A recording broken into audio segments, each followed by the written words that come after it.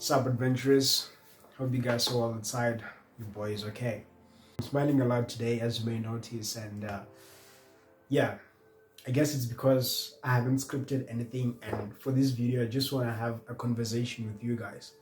And also, for the most part, most of my videos have me just with this serious face and all that, but I guess this is just the persona that I create for the world out there, right? So what you're seeing today is young. What you're seeing today is the adventure within. So yeah, just wanted to get that off my chest, and I guess to just also encourage you guys to just be authentic and real with yourself, because that's what we need. That's what we're missing. But hey, that's not what I'm here about. I just want to talk to you guys about what we have today.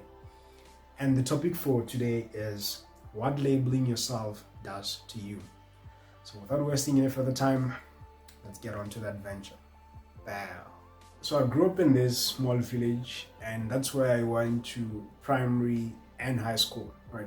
So in high school, I went to two different schools. So I went to this one school from grade 8 and 9, and then I went to the other one where I ended up finishing my matric in, which was 10, 11, and 12th grade.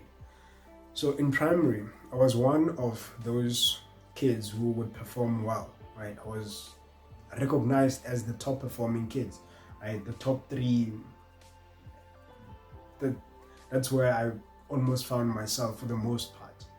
And then this started when I was in grade 1, right? So grade 1, 2, 3, 4, 5, 6, 7. So for those 7 years, it was almost a thing of I was always in the top 5 of the top performers.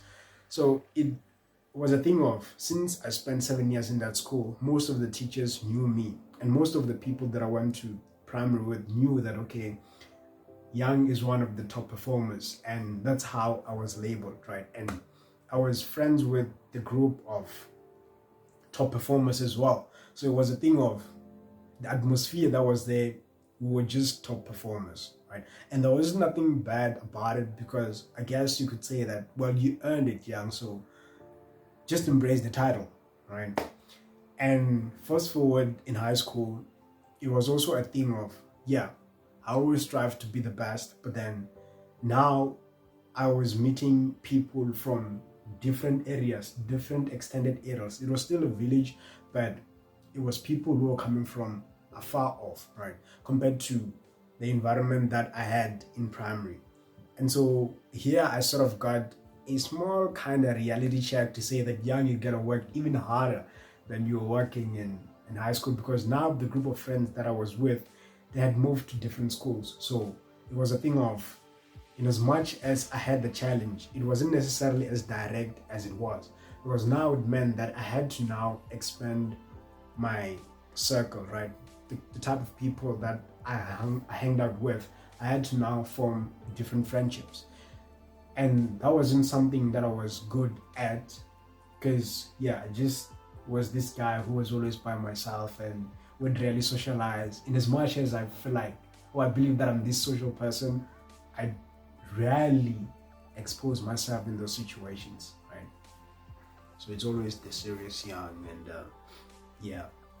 but I had a group of friends of which we had the best awesome 2 years, because this was the high school that I spent grade 8 and 9 of my high school years in, right? And so in grade 9, I started, sort of investing in self-improvement, trying to get to that person that I guess I want to be in the near future, because this was now a year away from the grade, which is the 10th grade, where you had to choose subjects to say that this is the type of career path that I want to have and all. So I had done a lot of research, and that meant that I had to discover the type of person I was, my interests, what are things that interest me, the type of subjects that I like, and all those things, in just preparing myself for the 10th grade.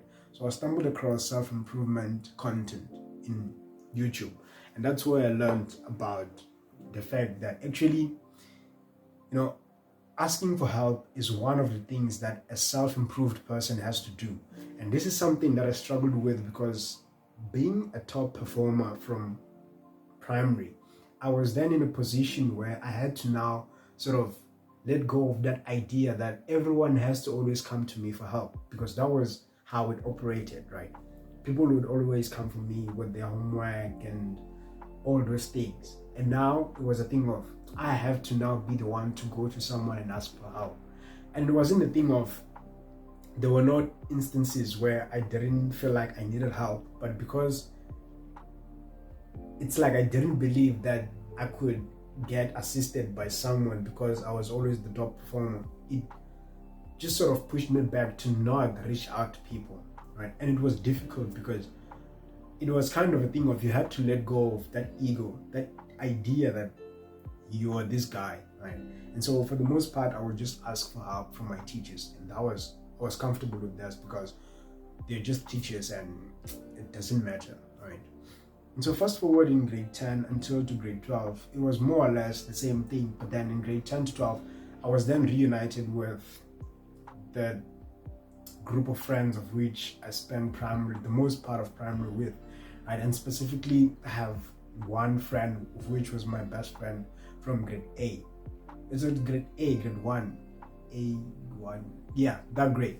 So yeah, and it sort of also just created that environment that, you know what, I had this group of people that I knew, and then you also then had new friends from them. And so it was a thing of, I was kind of comfortable because it was people who were sort of performing in a range of which I also was performing at, and then would sort of push each other to just say, yeah, you have to, do better than what you're doing now. And so that was something that wasn't necessarily hard. And now matric was done, and then we have to get to university. And our university, when I was in first year, a freshman as you'd call it, right? When I got to varsity, I didn't necessarily know a lot of people, and I was very, very observant because I knew that the people who I'm going to spend my life or my time with are people who are going to determine the type of person I become. So I didn't really make much friends because a lot of people were people who would go out, drink, and live that life, the party life, and that's not who I am. And so I didn't have much friends, but there was this one guy whom I would sort of study with from time to time, and he'd ask for help from me, and I'd also ask some of the things from him. But still, it was difficult because I still came here with the mindset that I'm the best, right? I'm this guy who gets things done. And it wasn't until my second year going forward that I got to realize that, in as much as I was this guy who was top performing in high school, in primary, right now I'm in a different area. Now there are people who are coming from countries that are outside my country, not just my village, right? There are people who are from different provinces, because I'm also coming from a different province. I'm in a different province from where I'm from. So there are people who are coming from different provinces, people who speak different languages, right? People who have different beliefs. It's just a funny, different atmosphere to be in. And then just sitting back and then thinking to myself, yeah, you know what? Things are gonna get interesting now, because again, there are also people who have resources of which I do not have. Right? I'd say that there are people who are more privileged than I am. And I'm not using this as an excuse, but this is just something that I realized as time unfolded. To say that, there are things that people are going to know simply because of the things that they have that I do not have. And therefore, I just have to accept that. And yeah, as you may imagine, right, in university, the standard is a bit here compared to high school, compared to primary. And I know that we grow, which means that according to the experience that I have, I'm supposed to be comfortable with the work that we're doing.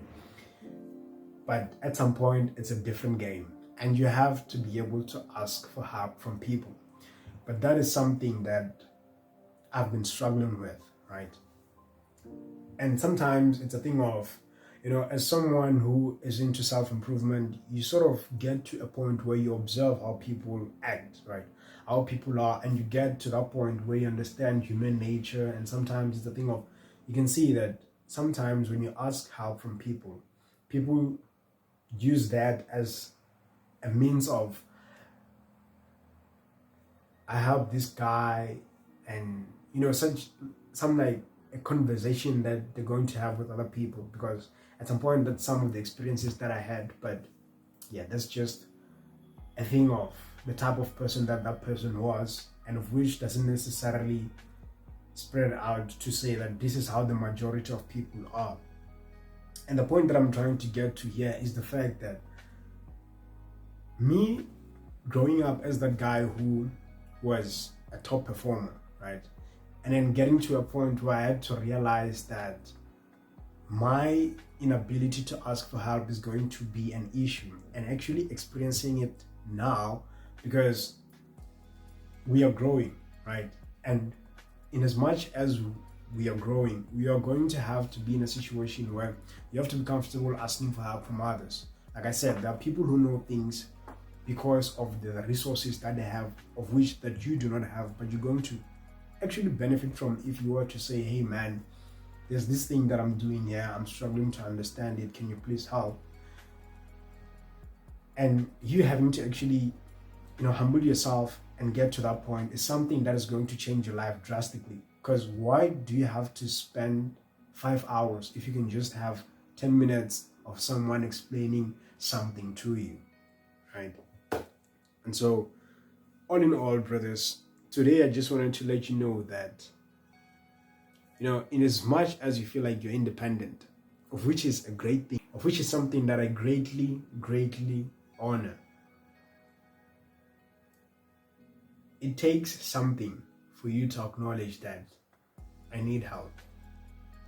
And it takes something for you to actually go out there, put yourself in that situation, be vulnerable enough to seek that help, right? And this just ties in also again to the description of our channel, to say that we become the men who were taught to be until we choose who we want to be, right? I was conditioned to be that guy who is a top achiever, the guy who is the one who offers help and doesn't ask for help.